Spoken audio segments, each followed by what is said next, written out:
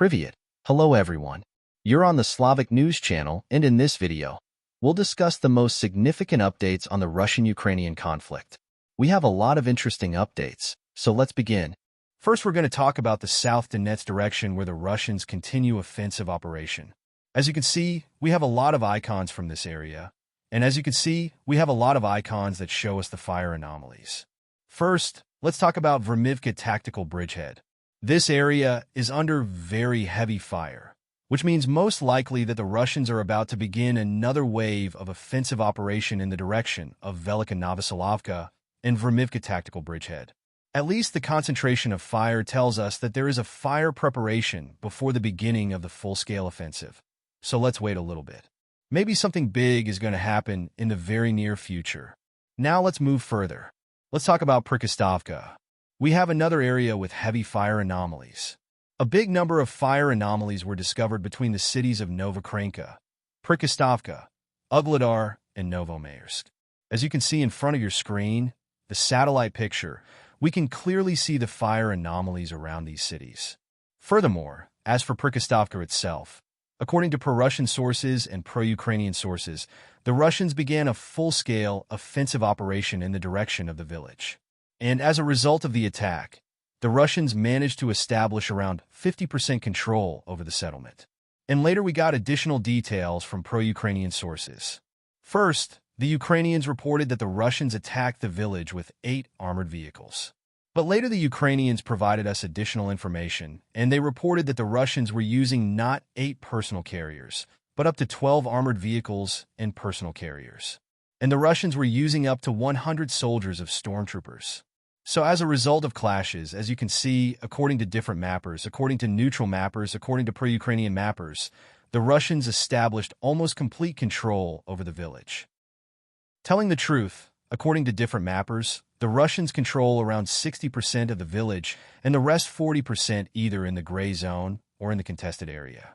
So I believe that today we're going to start receiving first geolocations for us, first updates, and then we will color the village in Russian favor. And the question is, what is the next Russian step? Either to move further in the western direction towards the village of Zolotaya Niva, or the Russians would try to cross the river of Kashligak and to attack in the northern direction with the purpose to capture the village of Nova Ukraine. Now let's move further. Let's talk about the Ugledar area.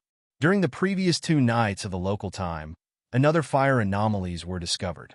There are very heavy clashes, as you can see, according to this picture. The Russians are bombing the Ukrainian forces in the eastern part of Ugledar itself, and a little bit to the north in this stronghold, so trying to cut the main supply roads. As for the coal mine itself, according to different members, during the previous 12 hours the Russians managed to improve their positions. And currently the Russians control around 60% of the coal mine territory.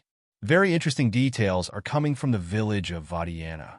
First of all, according to Ukrainian sources, the Russians launched a full-scale offensive in the direction of this village as well.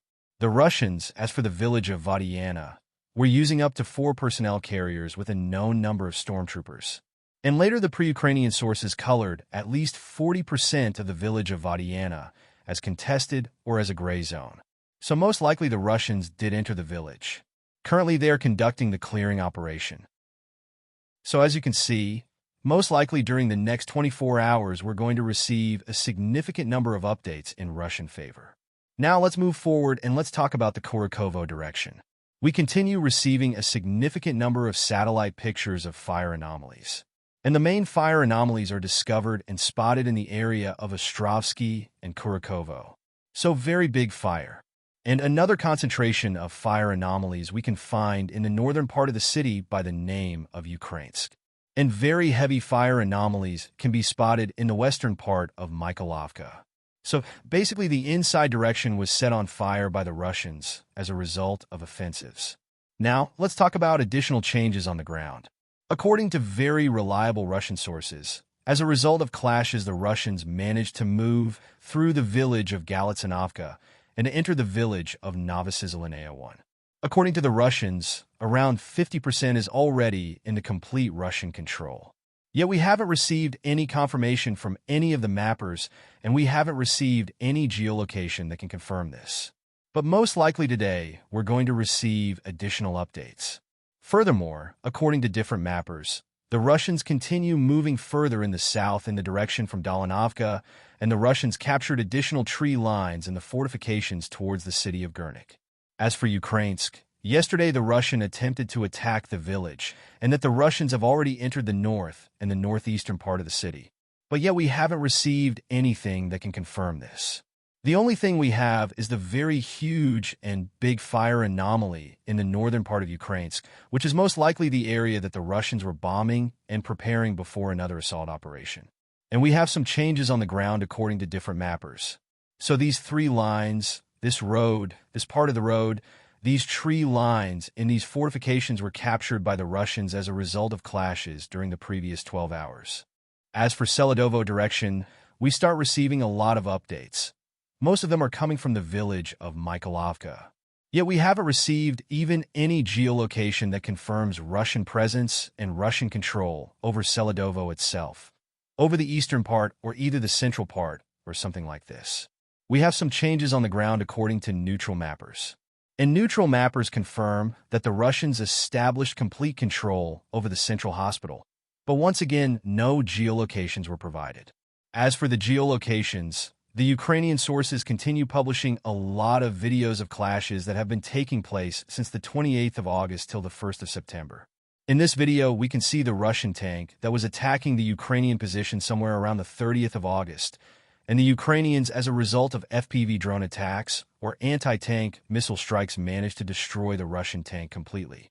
Along the M30 road, we can see another Russian tank that was attacking the Ukrainian positions, and that was also destroyed most likely as a result of FPV drone strikes, or maybe as a result of anti-tank missile. And so, as you can see, a lot of vehicles were destroyed during the battles during the first stage of Seladovo offensive. And in this video, you might see the significant number of Russian soldiers who were moving from one building to another. Obviously, the village of Mykolovka was completely captured by the Russians. It depends, of course, on the real border of this village, but at least 90 to 80% is already under the Russian control. As for Seladovo itself, still nothing. Let's wait for additional updates. Now let's move to Novogradovka. We have another fire anomaly in the western-northwestern part of the city, in this area, so maybe the Russians still haven't managed to establish complete control over the territory. Maybe there are still some islands of resistance of the armed forces of Ukraine. So the Russians continue conducting the clearing operation. And now let's move further. Let's talk about Myrnograd. According to the information we have, the Ukrainians have redeployed their police detachment Skalai. It's like crazy guys whose main purpose is to terrorize the civilians and the local population, to have everything under control. And the Russians are saying that as a result of Iskander strike, the concentration of these forces was destroyed, damaged, and this detachment suffered significant losses. Now let's move further, and let's talk about a very important thing. I have added an icon of the Iskander, so according to the information we have, the Russians improved the production of the Iskander missiles so much. So now every single brigade, sometimes even some battalions, have their own Iskander detachment, Iskander unit in their battalion or in their brigade. And this allowed the Russians to shorten the time of making a decision before discovering the target and making an Iskander strike. And as you can see, for the previous few days, we received a significant number of Iskander strikes. And mainly the number of strikes and accuracy connected completely with the fact that almost every single unit received this Iskander soldiers in their team. Now let's talk about the course direction, where we have a lot of changes on the ground. First, let's talk about the area between Martinovka and Ruska-Konopelka. As you can see, we have adjusted the map in Ukrainian favor. The Russian sources published a significant number of videos of how they were bombing and attacking the Ukrainian forces. And of course, most of these episodes were geolocated, and based on the geolocations, we have adjusted the map in Ukrainian favor. Now let's go back on the map, and according to all these videos, all these episodes and scenes, we have added this part to the west of Martinovka, and we have added at least 50% of Ruska-Konopelka under complete Ukrainian control. In this video, we can see the Russian FPV drone, who was attacking the Ukrainian vehicle that was moving to the mainland. Probably, they were moving some wounded or evacuating wounded or something like this.